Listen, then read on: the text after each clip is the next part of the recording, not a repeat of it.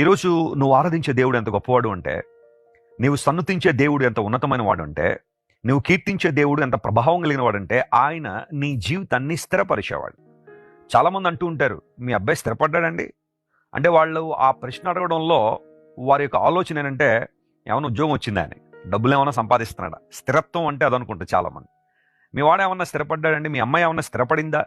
అమెరికాలో స్థిరపడిందా? ఇంగ్లాండ్లో స్థిరపడిందా? దుబాయ్లో స్థిరపడిందా అని చాలామంది అడుగుతూ ఉంటారు. అంటే అర్థం ఏంటంటే కంఫర్టబుల్ లైఫ్, ఒక మంచి ఇన్కమ్, ఆ తర్వాత కుటుంబం, ఒక ఇల్లు, ఒక కారు, ఇవన్నీ ఉంటే బాగా స్థిరపడ్డాడండి అంటారు చాలామంది. కానీ దేవుని వాక్యం మాట్లాడుతున్న స్థిరత్వం ఏంటి అంటే జీవితానికి సంబంధించిన స్థిరత్వం.